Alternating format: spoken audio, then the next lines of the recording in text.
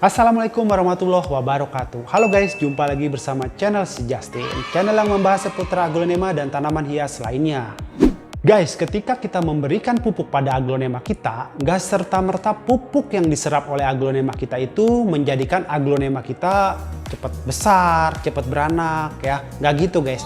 Ada beberapa proses atau tahapan yang harus dilakukan oleh aglonema kita sehingga pupuk yang diserap oleh tanaman menjadi nutrisi untuk pertumbuhan mereka. Jadi ada tahapan dan prosesnya ya guys ya. Selain proses atau tahapan yang harus dilalui, ada beberapa faktor yang mempengaruhi daya serap pupuk oleh aglonema kita guys. Nah, di video ini saya akan bahas bagaimana proses atau tahapan penyerapan pupuk dan apa saja faktor-faktor yang mempengaruhi daya serap pupuk oleh aglonema kita. Tapi sebelum lanjut, buat kalian yang belum subscribe channel ini, yuk buruan di subscribe. Dan jangan lupa nyalakan lonceng notifikasinya guys, agar kalian gak ketinggalan video-video terupdate dari channel ini.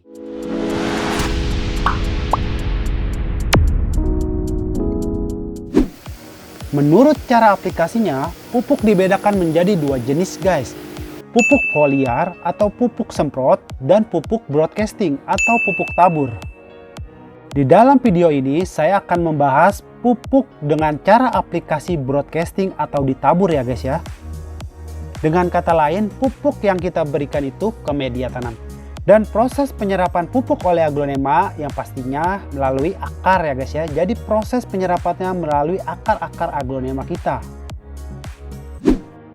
Nah, di dalam proses pemupukan broadcasting atau pupuk yang kita taburkan ke media seperti pupuk P13 atau pupuk slow release seperti Dekastar atau Osmocote akan terlarut oleh air, di mana air tersebut akan ditransformasi dari akar menuju ke daun ya. Jadi bermuara di daun dan akan melalui proses yang namanya fotosintesis guys, yang kita kenal ya. Proses pembentukan makanan. Di proses inilah pupuk-pupuk yang kita berikan baru diproses ya guys ya, menjadi nutrisi yang siap untuk pertumbuhan tanaman. Nah, jika kita sudah memahami prosesnya, kita lanjut ke faktor-faktor yang mempengaruhi daya serap pupuk oleh tanaman nih guys.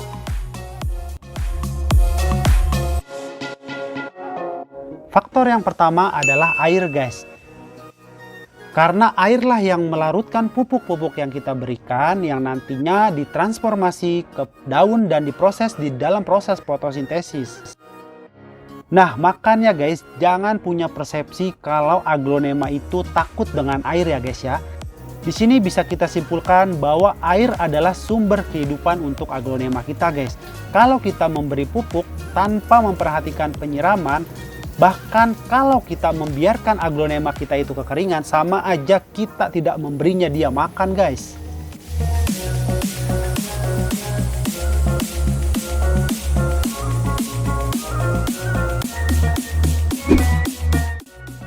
Faktor kedua yang mempengaruhi daya serap pupuk oleh tanaman kita ini adalah media tanam nih guys.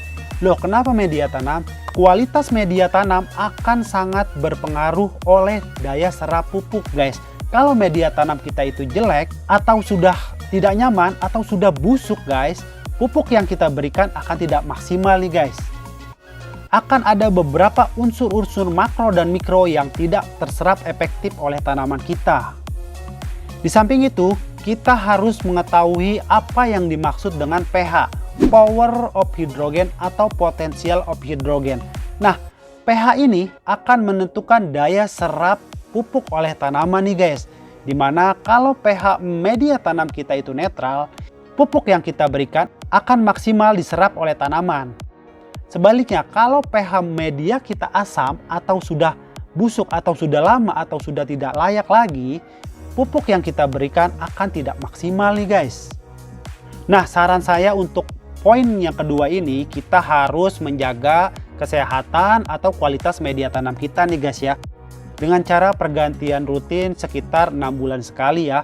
Atau ketika tanaman kita terlihat sudah tidak sehat, kita cek, kalau bermasalah ya media tanamnya kita ganti aja ya guys ya. Nah, poin ketiga, matahari guys. Poin sepele yang sangat-sangat penting menurut saya ya, yang sering diabaikan oleh para pemula ya. Nah, di dalam proses fotosintesis atau proses pembentukan makanan oleh aglonema kita nih guys, jelas-jelas di situ aglonema kita itu membutuhkan cahaya matahari untuk memproses makanan yang dia serap atau pupuk yang dia serap guys. Jadi kalau tidak ada cahaya matahari, pupuk yang kita berikan itu sia-sia guys, jelas tidak diproses. Karena bahan bakar untuk proses fotosintesis adalah matahari. Sesuai dengan namanya, fotosintesis. Foto itu cahaya, tesis itu proses guys. Jadi suatu proses yang jelas-jelas membutuhkan cahaya.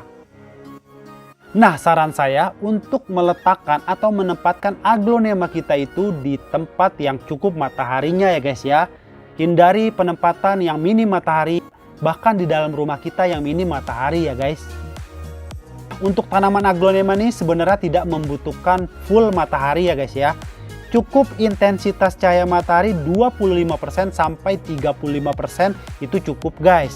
Sekitar 75% paranet ya kalau kita mau pakai paranet. Nah, bagi kalian yang bertanya perlu nggak sih dijemur pagi-pagi? Jawabannya menurut saya, kalau kalian punya waktu ya nggak apa-apa untuk jemur pagi-pagi.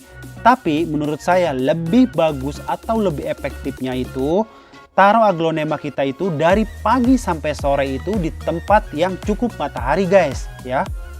Jadi kalau kalian jemur pagi-pagi, tapi setelah dijemur kalian taruh di dalam rumah atau tempat yang kurang matahari, itu juga nggak bagus guys.